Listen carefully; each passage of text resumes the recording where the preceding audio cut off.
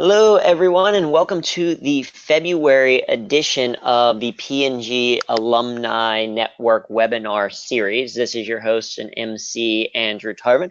And they say that two things in life are certain, death and taxes. And we have an update to one of those today, not the death one, but the tax thing. A lot has changed recently.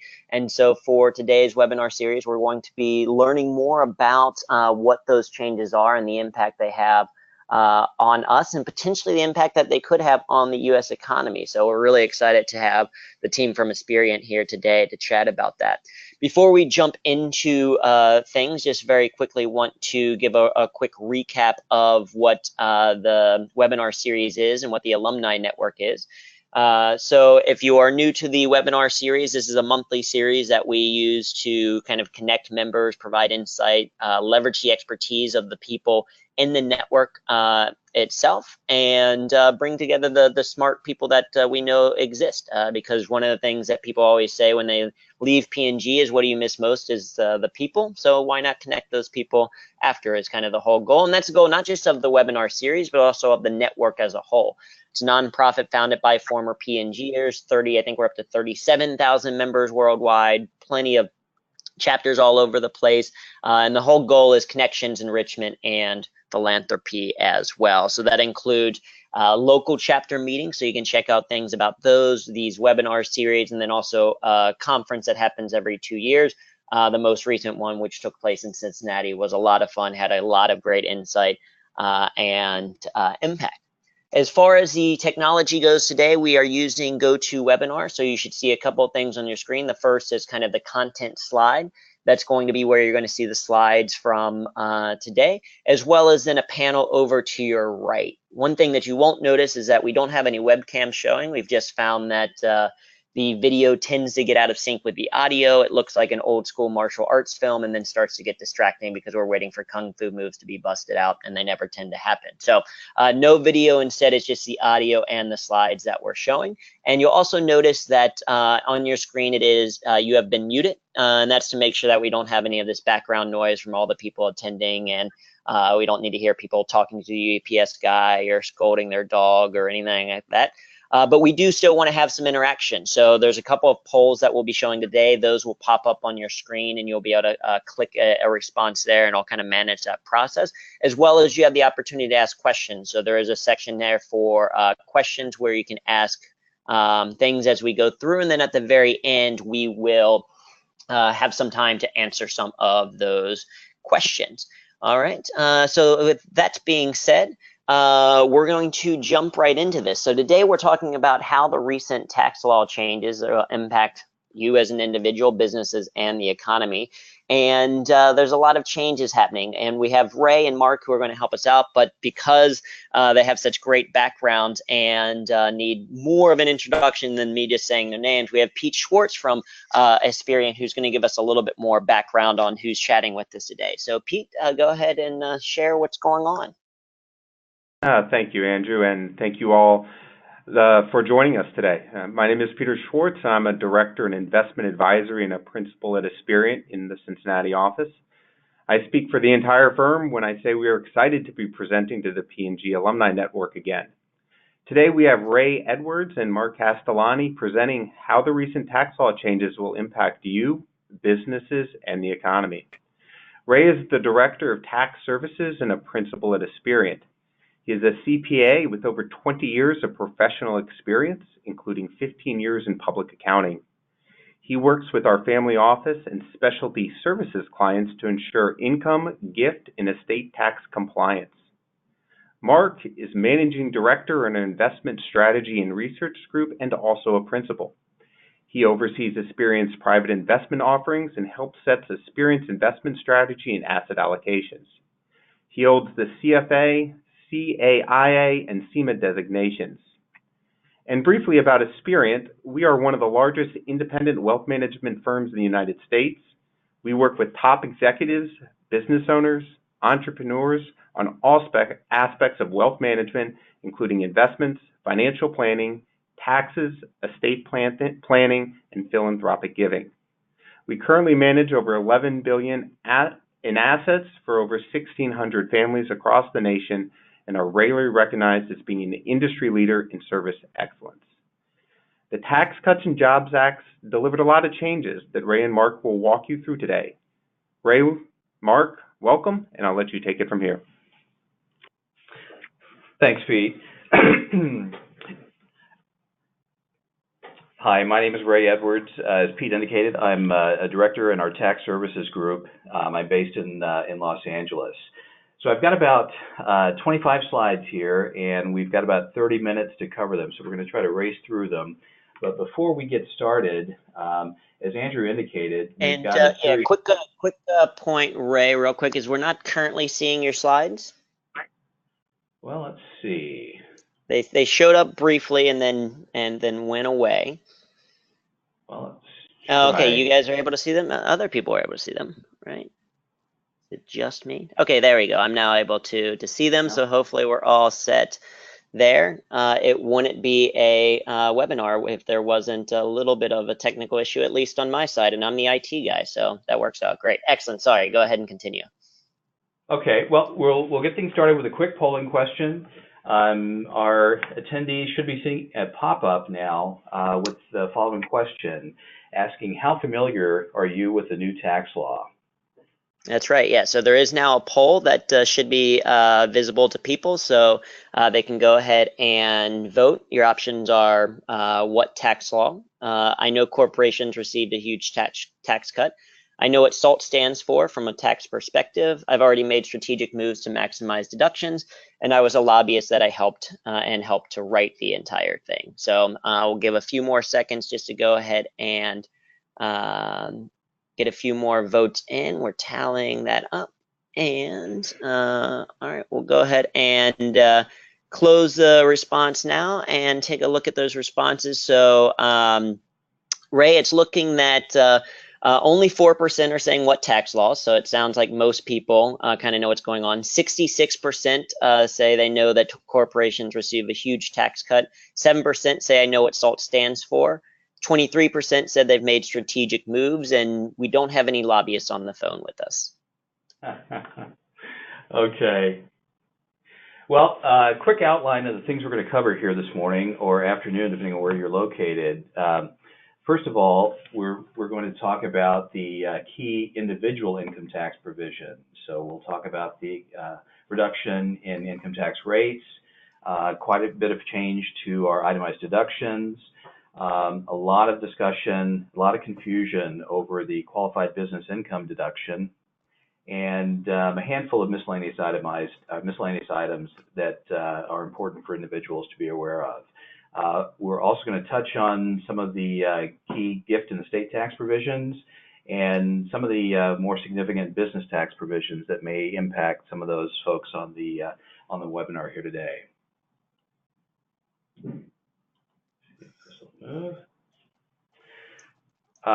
Quickly give you an overview of the Tax Cuts and Jobs Act.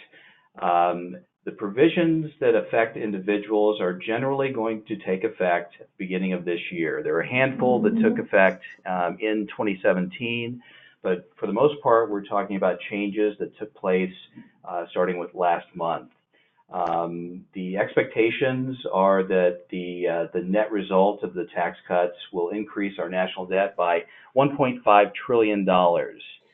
And all of the changes affecting individuals will expire after the 2025 tax year. What hasn't changed? Well, the tax laws are not any easier to understand. We were promised simplification, and somehow along the way, that goal was lost. No change to the way qualified dividends and long-term capital gains are taxed. The 15% and 20% tax rates will still apply. Also, the 3.8% tax on net investment income remains. Municipal bond interest remains exempt from tax.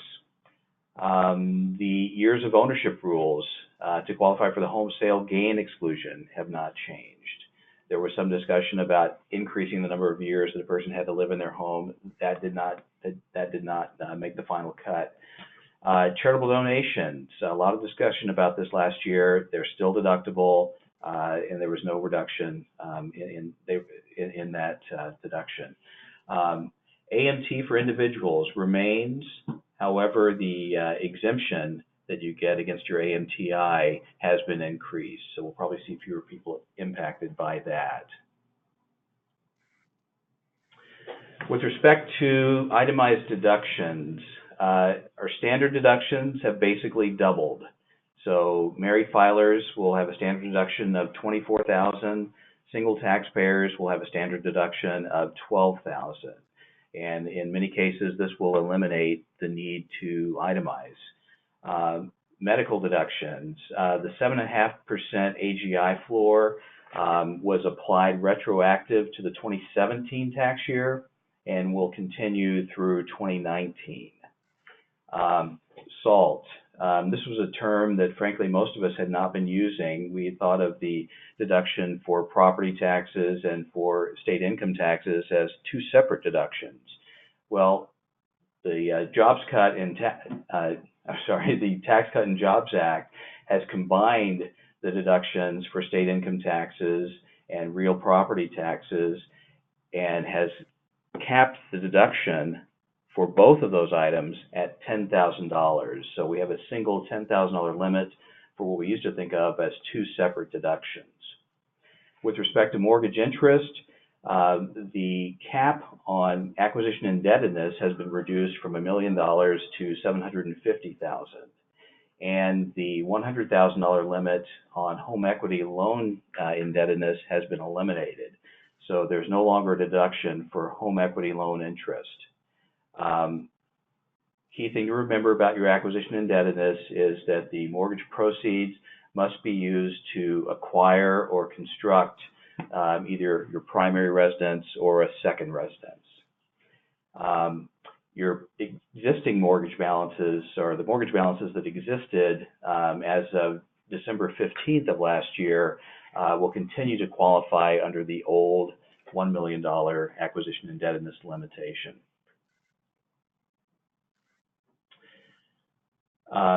With respect to charitable contributions, the one change that we did have, and it was a positive one, is that the AGI limit for cash donations to public charities has been increased from 50% to 60%. So that's good news. But the bad news here is that quite a few significant deductions have been repealed, including all miscellaneous itemized deductions. The 3% overall limit on itemized deductions has been repealed as well, and personal exemptions no longer apply. With respect to AMT, the alternative minimum tax, I think what we're going to find is many taxpayers who used to pay AMT won't, but because of the adjustments now under the new law removing or reducing your state income tax deduction and eliminating your miscellaneous itemized deductions, basically puts you in the same position you were before the new law, but paying a higher rate of tax. AMT is a 28% tax, and the maximum tax rate now under the Jobs Cut Act is 37%. So while, yes, the AMT remains, I think fewer people are going to find themselves paying it. But the bad news is they're going to be paying regular tax, which may well come at a higher tax rate. Now, I think there's a small group of folks who will still pay AMT, and it's primarily those folks who've got large preference items from incentive stock options. That remains an AMT preference, and it may still put some folks in AMT.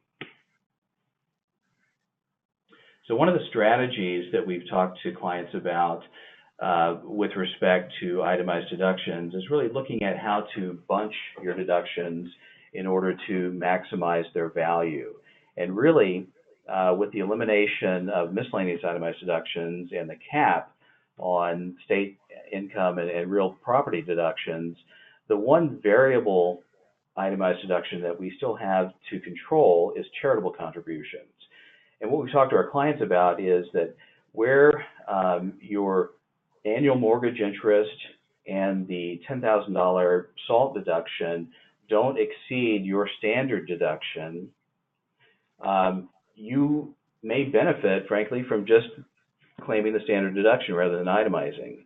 And if you're making charitable contributions, a portion of that contribution is going to be, or a portion of that deduction is really going to be lost because you would have gotten it through the standard deduction anyway. So in order to kind of illustrate this point, we've put together a slide with a lot of numbers here, but hopefully this will make some sense to you. Let's assume we have a married couple that's got a $20,000 charitable pledge that they need to satisfy over the next 2 years. Their annual mortgage deduction is $8,000, and we've assumed that they're going to meet that $10,000 cap on their state income tax and property tax deductions.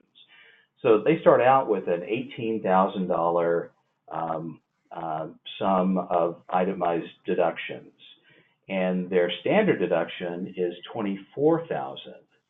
So they receive, without doing anything more, basically an extra $6,000 deduction by claiming the standard deduction. So the goal for them is to find a way to maximize their $20,000 charitable pledge and waste as little of the standard deduction as possible. So we've got two different examples here. On the left-hand side of the page, we're looking at a scenario where they spread their contributions evenly, $10,000 in year 1 and $10,000 in year 2. And so you can see that in both years then, their total itemized deductions will be $28,000, and that will wind up being the deduction they claim on their returns. And they will have, in effect, wasted or lost that excess $6,000 benefit measured as the standard deduction over the sum of their state and local deductions and their mortgage interest. In other words, they would have gotten a $24,000 deduction each year had they done nothing at all, but by contributing $10,000, they've increased their deduction only $4,000. So from $24,000 to $28,000. And so what we're saying there is you basically wasted $6,000 each year. But if we look on the right-hand side, instead of instead of spreading the contributions over 2 years, we've decided that we'll just make the entire $20,000 donation in year 2. So in year 1, even though the total itemized deductions were $18,000, they will deduct $24,000 on their tax return. And in year 2, they're going to deduct $38,000 on their tax return. And so you can see that over a 2-year period, in scenario 2 on the right-hand side, their total itemized deductions were $6,000 more than on the original scenario on the left-hand side of the page, where they were $56,000. So it's just something to think about in terms of taking advantage to the maximum, taking full advantage of your standard deduction. That's really going to be the goal now with respect to itemized deductions.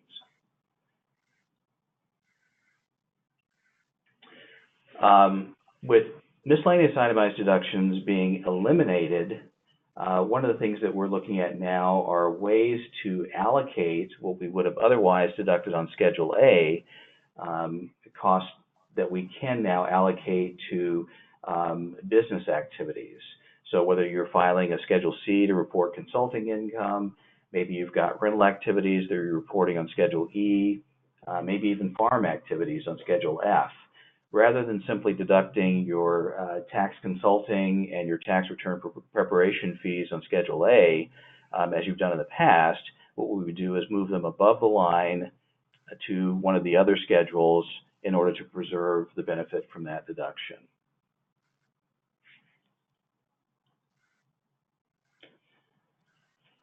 All right, this next slide here introduces the qualified business income deduction. This is probably the most complex and misunderstood provision that relates to individuals under the new law. It's very commonly described as the pass-through income deduction.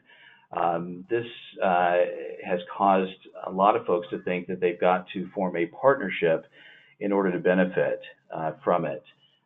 In fact, this deduction will apply to any individual, trust, or estate that's reporting qualified business income, whether it's coming from a partnership K1, an S corporation K1, or from an unincorporated business. It could be a single member LLC that's disregarded.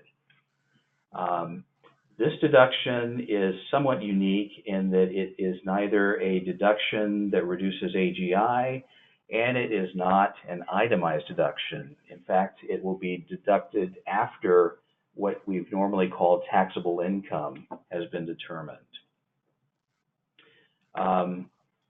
Handful of general rules here before we get into some of the details and the exceptions here. Number one, we have to have a qualified business. This is basically any domestic, U.S. domestic business that's conducted either as a partnership, S corporation, or sole proprietorship. However, it does not include specified service trades or businesses, and we'll talk about that with the next slide.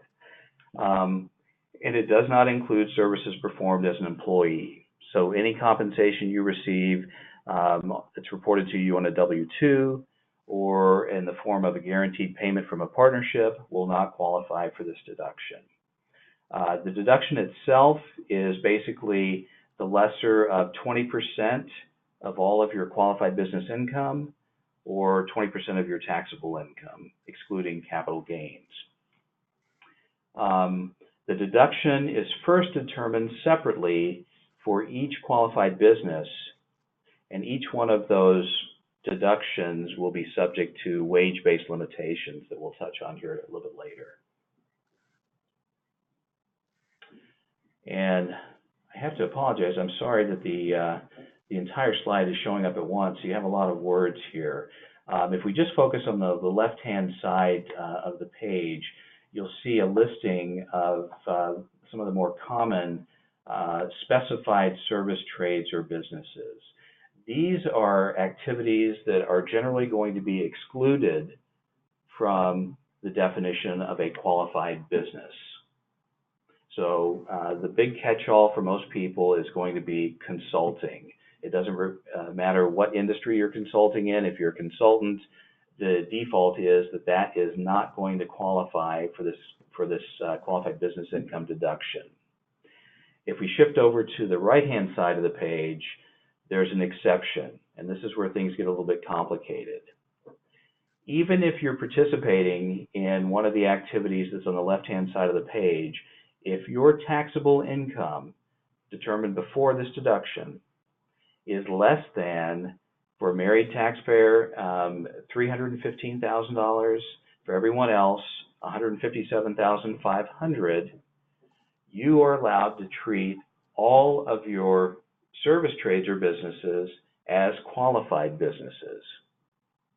So again, if your taxable income falls below either of these two thresholds, you get to treat all of your businesses as qualified businesses, and they will be eligible for the deduction. As your taxable income exceeds these thresholds, however, that applicable percentage, which starts at 100%, from those businesses gets phased out. So for a married couple, there's a $100,000 threshold. So if their taxable income before this deduction is $415,000, then all of their income from specified service trades or businesses will be excluded from being treated as a qualified business. But if their income falls within that range, then what we say is that the applicable percentage of their service trades or businesses will be reduced. So for example, if someone has taxable income before the deduction of, let's say, $335,000, that's $20,000 above the minimum threshold level, and 20,000 divided by 100,000 is 20%. So 80% of their income from one of these excluded categories will be treated as qualifying for the qualified business income deduction. And as their taxable income increases, the percentage that would qualify for this deduction will decrease.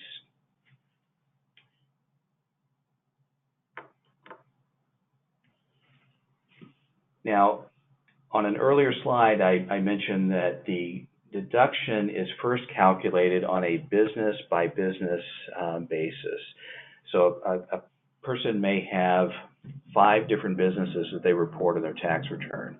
Some may be reported to them on K-1s, others may be businesses they conduct themselves. Well, each one is going to be subject to a wage-based limitation. And that basically says that the 20% deduction for each of your qualified businesses cannot exceed the greater of 50% of the W-2 reported wages from that particular business, or 25% of those wages plus 2.5% of the original basis of all of the property that you're depreciating in that business. So on a business-by-business basis, you're having to look at the wages in order to determine whether or not the deduction related to that business is going to be limited. If we look at the right-hand side of the slide, there's an exception. And these numbers are going to look really familiar because they're exactly the same as the thresholds that we talked about relating to the specified service trades or businesses. If your taxable income falls below the $315,000 or $157,500 limits, then this wage-based limitation won't apply to you at all. So you can just completely forget the limitation here related to W-2s. If your income is above those levels, but not above, for a married couple, $415,000, or for everyone else, $207,500, then you have to calculate the limitation based on a phase-in percentage. So the percentage starts at 0. So if your taxable income for a married couple is $315,000, there's 0 limitation. The wage-based limitations don't apply to you. But as your taxable income increases above $315,000, that limitation is phased in. So if someone has $325,000 of taxable income, that's $10,000 above the $315,000 bottom level of the threshold. $10,000 divided by the $100,000 threshold is 10%. So the limitation is 10% of the limitation is going to apply to that particular business.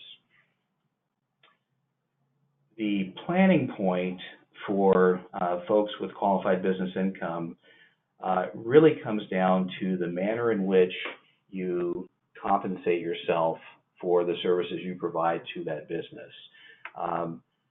Many people have probably gotten into the habit of bonusing to themselves the net income from their business activity at the end of the year. And they'll use that to pay their withholding, and it doesn't result in any additional taxable income because you get a deduction on your Schedule C, for example, and you report the same amount on page 1 of your 1040 as salary or wages. But because W-2 reported income will not qualify for the qualified business income deduction, many folks may want to stop that practice. So by leaving the money in the business and extracting it as a distribution rather than a salary or bonus, then your qualified business income is greater, and you will then be able to use that to calculate your 20% deduction. One thing to keep in mind if you've got an S corporation is that even if you don't pay yourself a salary at all, the IRS has the ability to come in and recharacterize any monies that you've extracted as reasonable compensation. Basically, this was a rule designed to keep people from avoiding paying FICA and Medicare taxes by extracting money from an S corp as a distribution rather than paying themselves a salary. So that's just something to keep in mind. As I'm approaching my time limit here, there are a couple of other provisions we'll just touch on quickly. First of all, with respect to credits, the child tax credit has increased now to $2,000, and the refundable portion of that has been increased to $1,400. There is now a new tax credit called the family tax credit of $500 that's allowed for non-child dependents. 529 plan distributions, qualifying 529 plan distributions now include a $10,000 per student allowance for elementary, secondary, or even homeschool expenses. So where before you could only pull money out for college expenses, now you've got the flexibility to use it for, say, private school, for elementary or high school or junior high school for that matter. Alimony. For divorces that are executed after this year, alimony will not be taxable to the recipient and will not be deductible to the payer. And with respect to Roth IRA conversions, effective for tax years after 2017, those conversions of traditional IRAs into Roth IRAs can no longer be recharacterized. You can still recharacterize contributions that you've made, but you won't be able to characterize Roth conversions that take place starting here in 2018. Just quickly here, some gift and estate tax provisions. The basic exclusion amount now has doubled and is expected to be about $11.2 million per person for the 2018 tax year.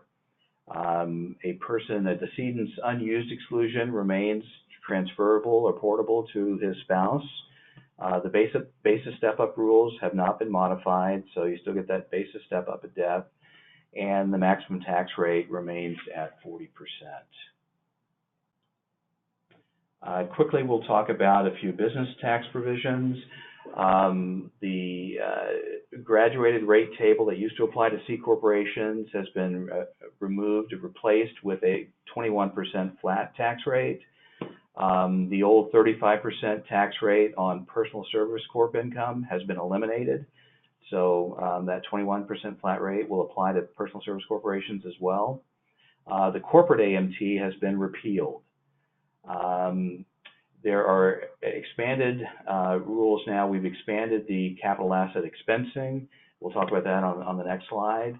The interest expense deduction has been limited for businesses with average annual gross receipts that exceed $25 million. Entertainment expense deductions are disallowed now. And with respect to net operating losses, other than farm losses, NOLs can no longer be carried back, and they can be carried forward indefinitely. And your deduction for an NOL is going to be limited to 80% of your taxable income. Quickly here, with respect to the expanded rules on capital asset expensing, the bonus depreciation has been increased from 50% to 100% for property placed in service before 2023.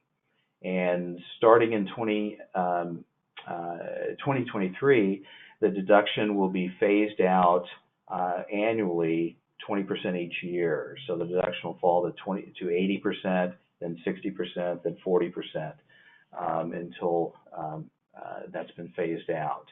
One of the changes that's important to many of our clients is that used property will now be eligible for bonus depreciation. The second section here, this header should say 179 expense has been extended. Instead of the old $500,000 limit, 179 expense has been increased to $1 million. And qualified property will now include personal property used in residential rental, so things like furniture, as well as improvements to certain non-residential real property. So maybe you've added a new roof or an air conditioning system or something like that. Those things will qualify for the 179 expense. So wrapping up here really quickly here are a few takeaways. I think first of all, you're going to want to take a look at your W-2 withholdings here at the end of the month. employers were required to start using the new IRS withholding tables, I think it was by February 15th. So you'll want to take a look at the end of the month and annualize your withholding for the year to make sure that you're still going to meet your estimated tax targets at April 15th, June 15th, September 15th, and of course for the year. Also, again, I think those of you who are making significant charitable contributions will want to think about whether you want to bunch them into maybe every other year or so in order to maximize the tax benefit. You want to take a look at allocating your tax return preparation fees and any sort of tax consulting fees to business activities that you have and that you're reporting above the line on Schedule C or Schedule E. And also reconsidering how you extract cash from qualified business activities. So rather than paying yourself a salary from your business, maybe you leave it in the business and extract it as a distribution, so as to maximize that 20% qualified business income deduction. And as I'm reaching here my time limit, let's go to our last polling question. So we'll find out the true effectiveness here. Yeah, absolutely. So Andrew? we're going to go ahead and launch the second poll. So the second poll should now be showing on your screen. After this presentation, select one. I've decided to worry about this in January of 2019. Just put it off for a year. I need to find an accountant as soon as possible. I'd like another presentation like this to learn more, or I'm excited for 2019 and can't wait to file my 2018 return. So you can go ahead and click on your screen to learn a little bit, to share your response of A, B, C, or D. We'll give a few more seconds just to allow people to respond. And then after, right after we do this, we're going to hear a little bit from Mark about kind of the impact of what's going on, and then we'll have questions right after that. So, okay, so looks like we got a good percentage of people that have answered, so we'll go ahead and close the poll. And as far as results go, we have 8% that said, I'm going to push it to 2019. Since that's a year out. 14% say I need to find an accountant ASAP. 55%, so the majority said they'd love to see another presentation like this to learn more, probably with some areas in specific detail that they want. And then 23% say they're excited for 2019 and can't wait to file those returns. So we have a mix of it all.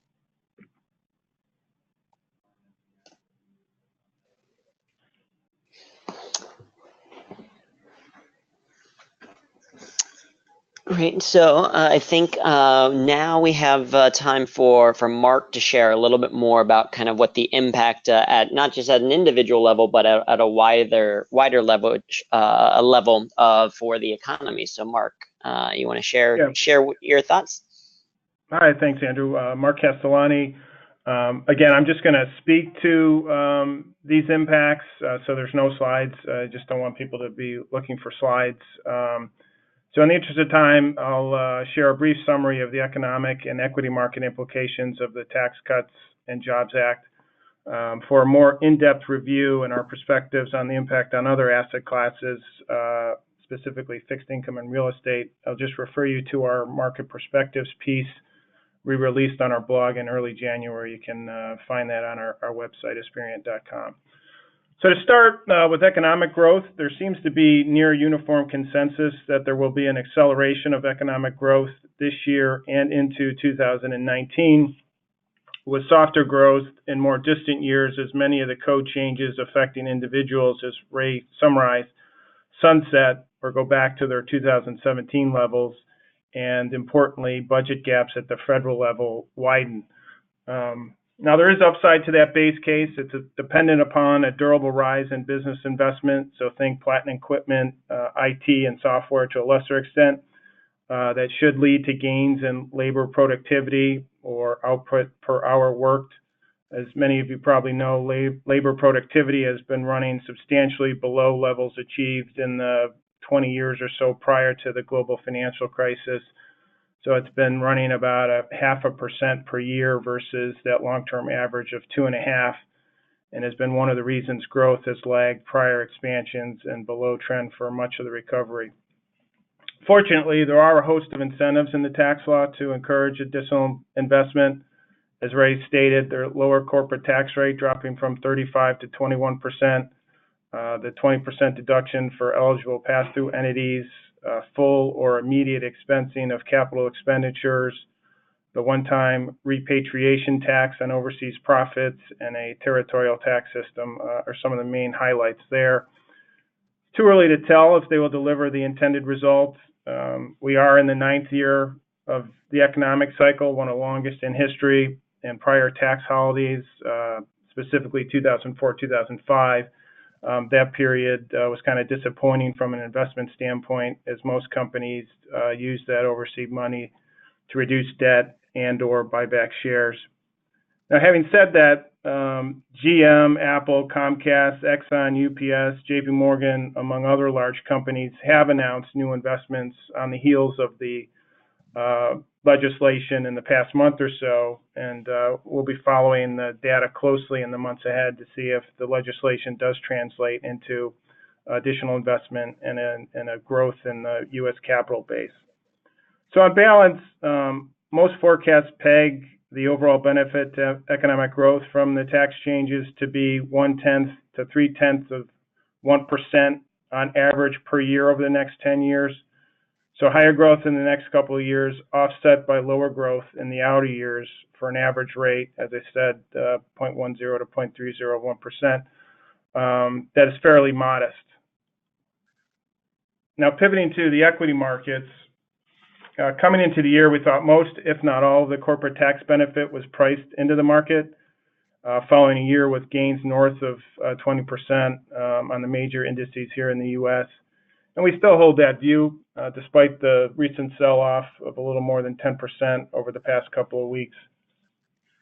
Prospectively, faster economic growth is usually a positive for equity markets, as it often leads to additional gains in earnings, unless, and to underscore unless, it comes with expectations of higher inflation and interest rates. Higher inflation can erode profits if input prices rise faster or reset more quickly than output prices. And higher interest rates, all else being equal, not only hurt earnings through increased borrowing costs, but also result in a higher discount rate to calculate the present value of future earnings. So in effect, that leads to lower PE multiples.